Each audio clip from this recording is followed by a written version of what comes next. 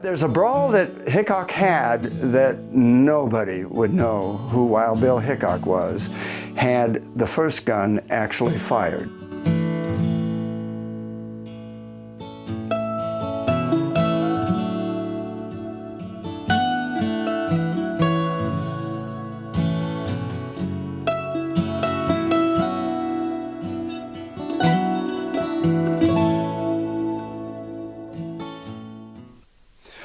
Wild Bill Hickok. We all know that name in the Wild West. Hickok, the great pistolier, the gunfighter, had lots of brawls, never lost one. In fact, the only brawl he ever lost wasn't a brawl, and he was playing poker and shot in the back of the head in Deadwood, South Dakota, August 2nd, 1876. But there's a brawl that Hickok had that nobody would know who Wild Bill Hickok was had the first gun actually fired. This is July 17th, 1870, in Hays, Kansas. New town just established. In fact, it was called Hays City back then.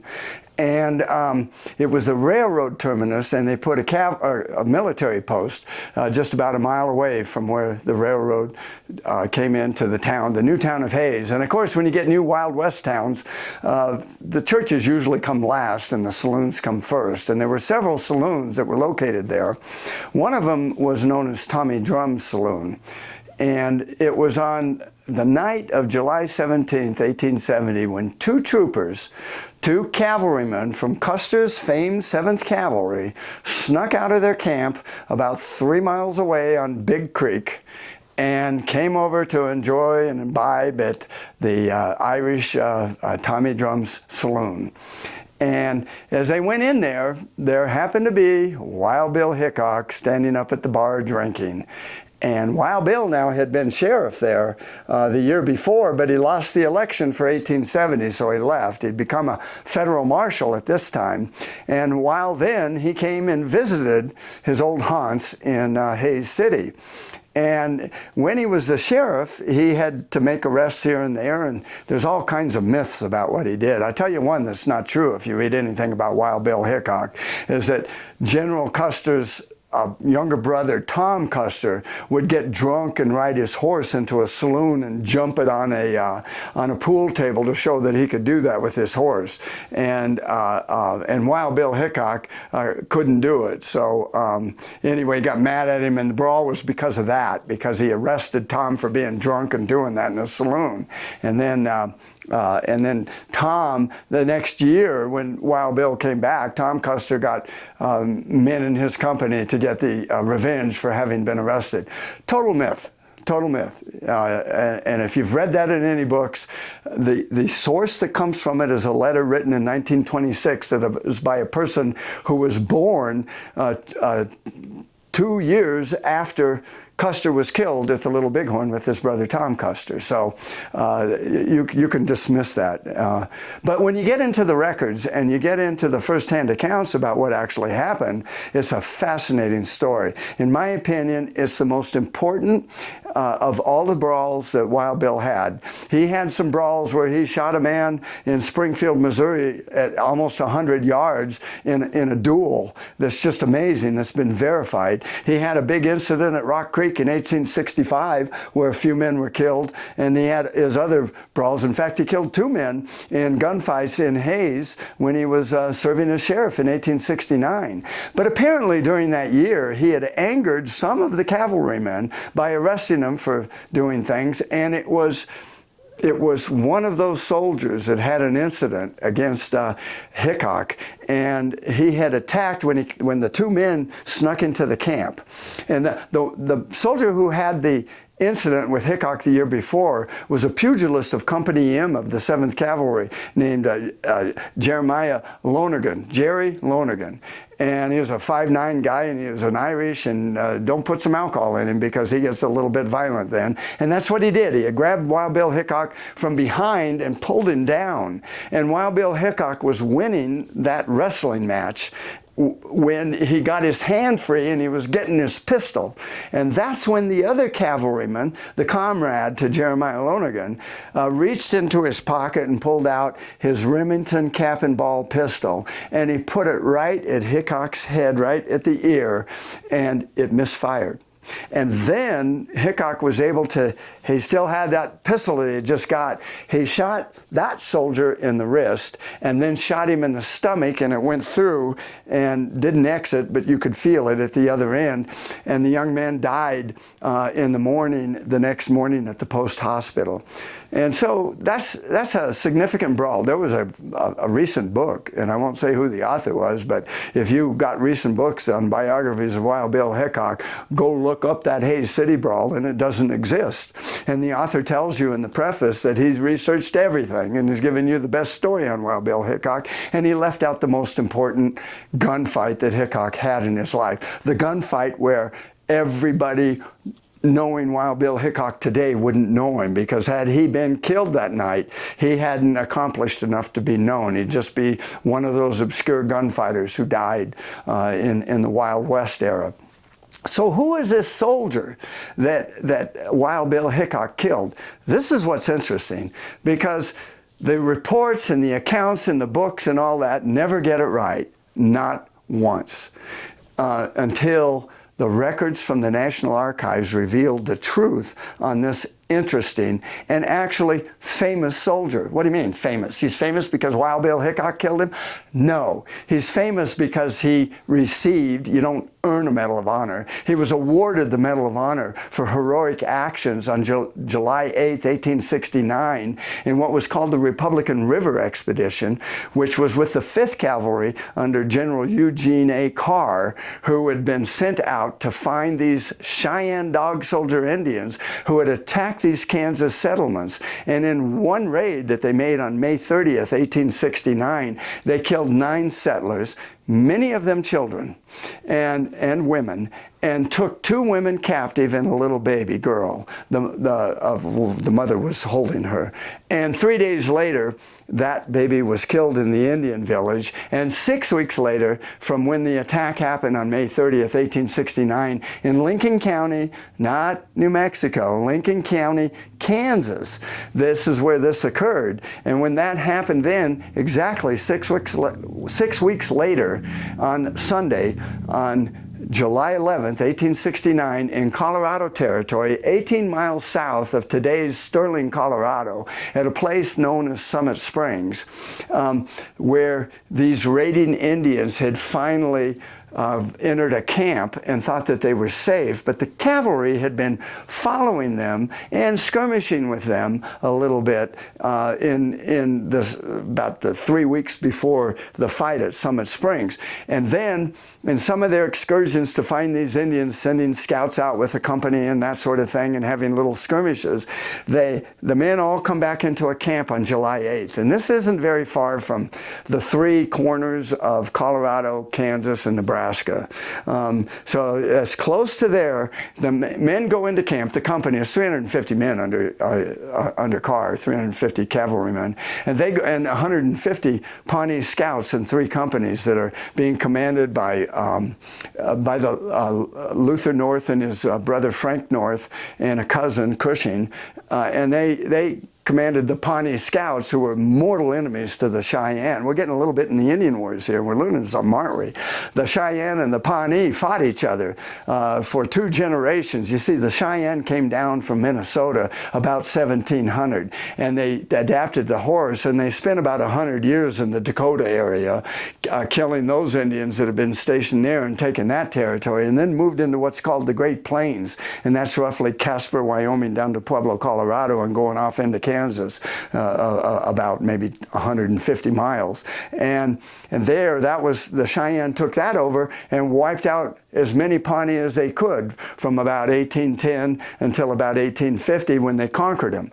And these Pawnee had a lot of animosity against the Cheyenne for all of the women and children that had been killed in these attack on villages and stuff. So they acted as scouts for the cavalry to get their enemy. And they caught them at Summit Springs. But before that happened at Summit Springs, we had this little skirmish on July 8th down in those 3 corners of those states I mentioned, when the cavalry had gone into camp and the last sorties had gone out hunting for Indians, and it was just about dark when the Cheyennes had followed one of those parties in.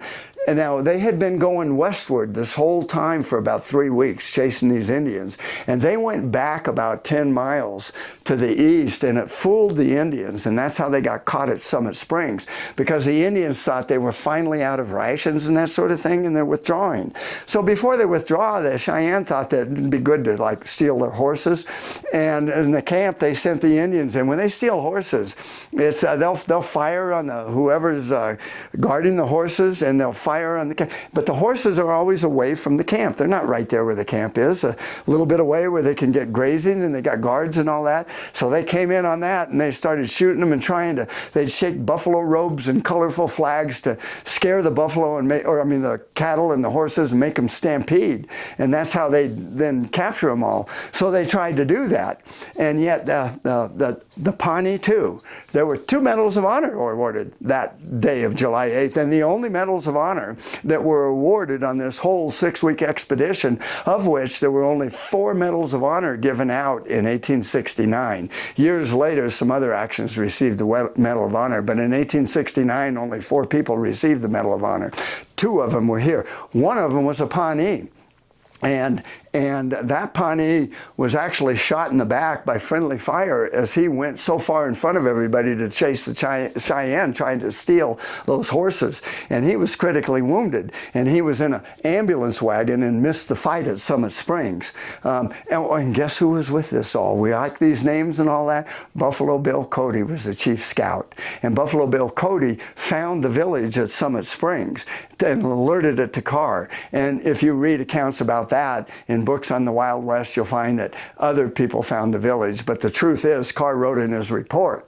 And I think it's important to listen to Carr because, he was a commander and he did write the first report about it. And it was Cody who found the village and came to Carr and reported it. So Cody's a part of this too. He's there. But anyway, this soldier, John Kile, earlier in the day on July 8th, and it's Kile, and it's K-I-L-E, not K-Y-L-E. And John Kile had volunteered to take 2 privates, he was a corporal, and go find a fagged out horse that they had to abandon about 10 miles away when they were on their sortie the day before. So out he goes on July 8th, and he found the horse, and they're coming back. And when 12 dog soldier Indians saw them, 3 soldiers, 12 dog soldier Indians. These were the fiercest and the proudest of all the Indian fighters on the Great Plains in this era. And so they attack them. And I figure it's an easy massacre. John Kile's Medal of Honor was he quickly surveyed the situation and saw his only chance for any hope was to shoot that horse that he had retrieved in the head and then get the 3 men behind it as a breastwork and use their Spencer carbines and fire. They might have had sharps too because it was a division of, they had both of them, and fire on the Indians, killing most of them and wounding the rest. And then coming back, and these privates can't believe the story that they were telling, what they had just witnessed, that Kile saved their lives, and it was so heroic. And Kile had done other actions. There was a fight earlier on May 16th on Spring Creek where his company with Buffalo Bill Cody had been trapped on a hill and were about to be annihilated by about 500 Indians. We're talking about 50 soldiers. So it was 10-to-1 odds, and they were just getting them to run out of ammunition when General Carr sent another company to find out where that company is. And the Indians thought that, that company was the rest of all of them, so they withdrew. Buffalo Bill Cody suffered his most serious wound in his career as a scout and Indian fighter. He was hit in the head and knocked his hat off and left, grazed his head, but he was bleeding profusely, and he had to tie a ribbon, a bandana around his head to stop the bleeding. And then he comes back in after that fight, and they're out of rations and all that, and they're going back to Fort McPherson, where Maxwell, Nebraska is today. And so what they did is he volunteered with his head wound, and he went to Fort Kearny and got them supplies and stuff and saved them a day of starvation. So Cody was heroic too in this, but John Kile had received this Medal of Honor, and then he finished his service on May 20th, 1870 at Fort McPherson. And And now here's where the story gets interesting.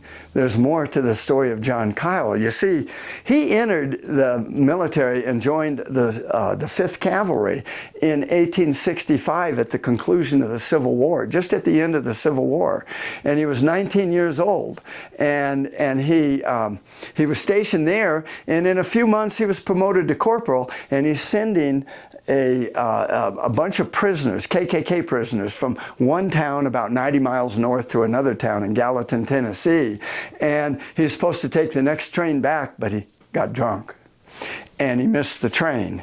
And he's now AWOL. What did he do?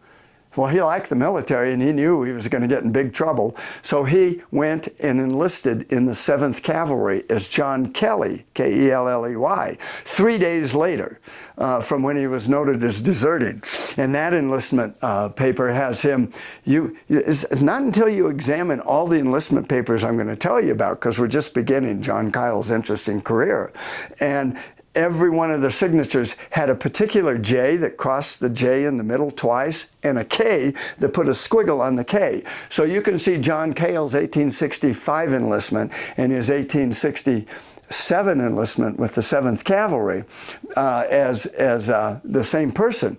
Well, what happens then? They go on the summer campaign with General Custer, where he also spent 6 weeks on those same areas where Carr was chasing, and during then, they had stopped at Fort McPherson, and then they were going down south to where Binkleman, Nebraska is, to find a Lakota chief and bring him up with his village. And during that time and that little hunt, there were 3 men in Company M who deserted, and that was John Kile, John Ryan, both corporals, and the company bugler. Well, when you start looking at things and seeing what's happening, they were about 15 miles in their camp when they left that civilization from a hog ranch that was close to Fort McPherson, Jack Morrow's ranch. And they likely went up there to imbibe and enjoy the night and come down the next day before the command leaves. They were walking, they left their horses, but there was a huge fog, and they got lost. And this actually comes out in the court-martial of John Ryan, where he says he was trying to fill canteens for the enlisted men when he got lost, and he was exonerated. The other guy, the bugler, was caught in Denver as a deserter and served 8 months, and then came back to the company and then deserted again when he got leave. What did John Kile do? He went to St. Louis, and he enlisted in the 37th Infantry in July, the next month, early in July, just a few weeks later, in the 37th Infantry. Now he's a private as John Kile, K-I-L-E. And he gets down to a new camp that's where Tierra Amarillo, New Mexico is today, that was called Camp Plummer, and it became Fort Lowell, I think, and it was only there for a few years. And anyway, he and 2 privates on Christmas Day in 1867 got drunk and snuck in the sutler's store and stole about $400 worth of goods that they then hid down by the road so they could sell them to settlers. But they were so drunk they were caught and arrested, and they were court-martialed. And they were all given 3-year sentences in Jefferson City, Missouri, and a dishonorable discharge. And then they assigned a lieutenant to take a detail to deliver these prisoners to Jefferson, Missouri, and on the way, they escaped. And what happens then? John Kile returns to Tennessee and turns himself in for his 1867 desertion, excuse me. He enlisted in 1865. And in his court-martial trial, he said that he missed the train and he thought he'd be in big trouble, and he just never went back, and now he'd like to make it right. So, of course, he didn't tell him that he also had a 3-year sentence. And this is verified at the Jefferson City prison, the federal prison. In all the records, they prove that the prisoners never arrived. And also, the National Archives has a report from the company commander who sent a lieutenant to take the men to Jefferson City, and he was removed from his duties because he let the prisoners be in charge, meaning they escaped. And so Kile goes back and he confesses, and he says he's sorry, but he didn't say, he'd been deserted from Custer's 7th Cavalry and got court-martialed and sentenced to prison in the 37th Infantry. So they gave him 12 months of hard labor, but suspended 4 months, and it was right at the end of that when he was promoted back to corporal and got his Medal of Honor, finishes his service on May 20th, 1870, and on the back of the enlistment paper was written, "A soldier of excellent character." And so where does he appear next? On June 1st, 1870, he appears. And there was you got your bonuses and stuff, by the way, if you re-enlisted after an enlistment within 30 days. So you would keep your rank, first sergeant, that sort of thing. So you get higher pay. And so he enlisted in Fort Porter in New York and deserted the next day. We don't know why. I can't find records at Fort Porter to show that there was an officer there who was an officer in the 37th Infantry in 1867 who would have recognized him. But for whatever the motive was, in one day, Kile deserted. And he went to Chicago. And a week later, on June 7th, 1870, he enlists in Chicago back in the 7th Cavalry. When he enlisted in Fort Porter, he's enlisted as John Kile, Kyle, because the Medal of Honor was given to him under the wrong spelling of his last name from a report by a lieutenant that he didn't serve under. All the enlistment records show he was always John Kyle. So, Kile. So then in Chicago, it's Kile, it's John Kyle again. So he reports at Fort Hays on July 17th. Well, that's when he's killed. And just 3 weeks before July 17th, he reports at Fort Hays. And when he reports there, he's immediately seen as John Kelley from 1867. Now, any person, a soldier or a citizen, that turned in a deserter got paid $30 by the government then. And so one of the sergeants was going to go turn him in. But Corporal Ryan, who deserted with him, he's a sergeant now in that same Company M. And he saw that another person was going to turn his buddy in. And he saw that he had a Medal of Honor. And he took those meritorious papers and he took them to Custer. And he told Custer that he was on that fog detail water that he got exonerated on his court-martial for. And Custer exonerated him from his court-martial and transferred him from Company I that he had re-enlisted in. That's Captain Keogh's company that dies at the Little Bighorn, and this horse Comanche is the one survivor there. That was the company he re-enlisted into. And so Custer authorized him to start serving back in Company M while they awaited the approval from headquarters, which hadn't come in the next 3 weeks yet, when they decided to go celebrate in Hays City. And during that brawl, this is very interesting because there's an account by John Ryan. He writes his memoirs later. They're lost for decades, and then they're found about 2000 and they're published. And he has the longest account of this whole brawl with Wild Bill Hickok and the most accurate. And then if you get E.E. Webb, who wrote Buffalo Land in 1872. He was a founder of Hays. He's got an account of that fight, the first book that really put out an account of the fight. And he said that the one soldier put a rifle to the head of Hickok, which misfired. It's a pistol with John Ryan. And that's the misfiring that John Kile tried to save his buddy Jerry Lonergan. To finish the story up and get you some interest in the military, in the Wild West, and the Indian Wars, in addition to the gunfighters and those sorts of people and the renegades, in this story, there's just fascinating things to learn about this. So let's find out what happened to Jerry Lonergan. He got out of that post hospital in late August, and he was wounded July 17th. And he went back to Company M, and within 6 months he got drunk again. And he had a big incident in the barracks with people. He's wanting to fight everybody and all that, and they're trying to get him in his bunk. And he promises to relieve himself on the first sergeant's bed. And so they come in the testimony for the court-martial on him because he did do it. And when the guy testified to it, he said he made a mess in the bed. And, you know, back then, they were careful about their language around people, authorities, women, and that sort of thing. And he said, the witnesses said he made a mess on the bed of the first sergeant. And they were asked by the officers of the court-martial committee, what do you mean?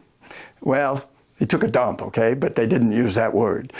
And so he was cashiered out of the Army and given a dishonorable discharge, but he still had 3 years on his sentence to serve, his enlistment.